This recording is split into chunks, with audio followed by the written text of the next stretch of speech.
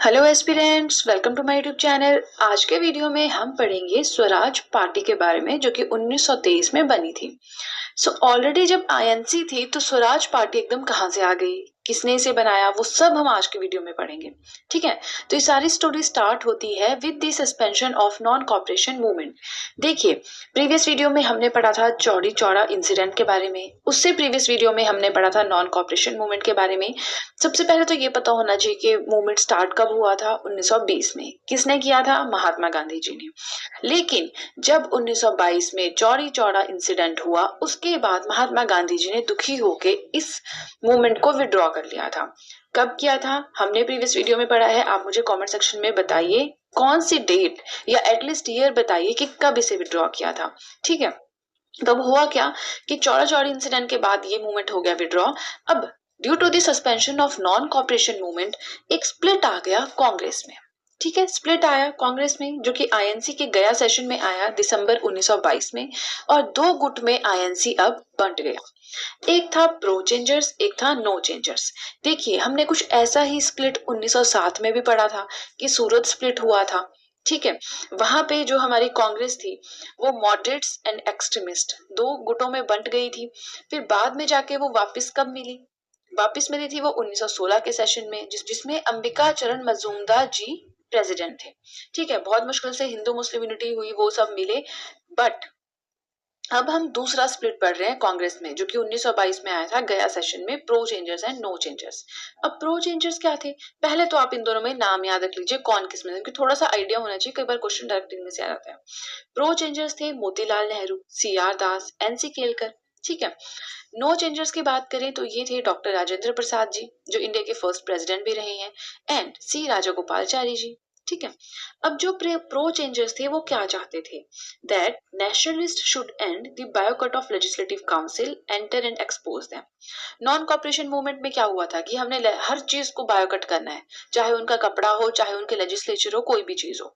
तो pro changers चाहते थे कि अब जो ये बायोकट है इसको खत्म करो। ये मैंने लेजिस्लेटिव काउंसिल लिखा है शॉर्ट में कि जो बायोकट है इसे खत्म करो, लेजिस्लेटिव काउंसिल में एंटर करो और ब्रिटिशर्स को एक्सपोज करो, बताओ दुनिया को कि वो कितना गलत कर रहे हैं। ठीक है, तो अब हुआ क्या, इनके ये विचार थे। दूसरी साइड नो चेंजेस मतलब कोई चेंजिंग नहीं चाहते थे। प्रो चेंजेस मतलब एडवांस चेंजिंग चाहते थे, ऐसे याद रखना है। नो चेंजेस मतलब कोई चेंजिंग नहीं चाहते थे, वो चाहते थे जैसा नॉन कॉपरेशन मूवमेंट में हो रहा था अभी भी वैसा हो। क्या चाहते थे वो? That they adhered to the Gandhian program of boycott of legislatures, कि जो गांधी जी ने प्रोग्राम स्टार्ट किया है कि हमें लेजिस्लेचर्स को बायकॉट करना है, हम वैसे करेंगे, हम नहीं बदलेंगे। ठीक है, ये नो चेंजर्स की डिमांड थी। लेकिन जो प्रो चेंजर्स थे वो चाहते थे एक्सपोज करना ब्रिटिशर्स को, तो इसलिए उन्होंने यहाँ पे अलग से पार्टी बनाई, क्योंकि दोनों के विचार अलग अलग हो गए ना। तो इन्होंने यहाँ पे एक अलग पार्टी बनाई जिसे नाम दिया गया स्वराज पार्टी का।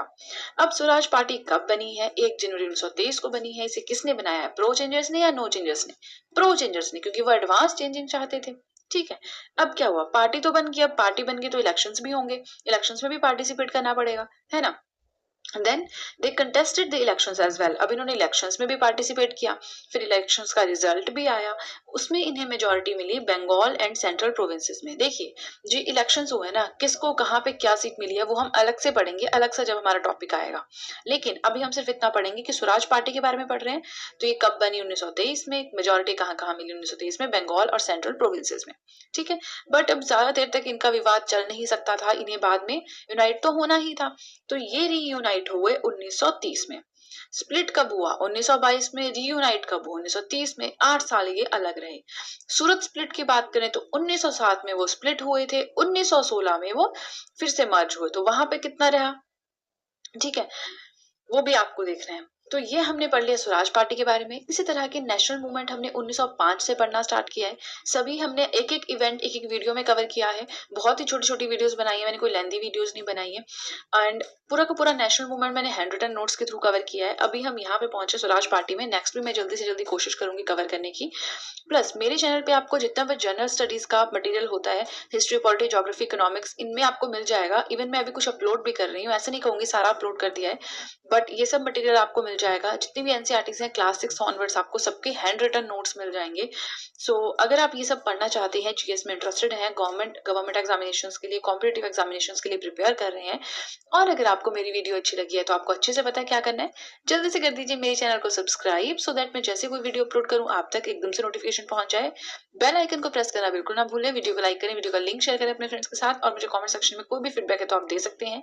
सो आज के लिए इतना ही। अब नेक्स्ट वीडियो में हमारा इवेंट रहेगा जो हमें डिस्कस करना है, वो है साइमन कमीशन जो कि 1927 में हुआ था।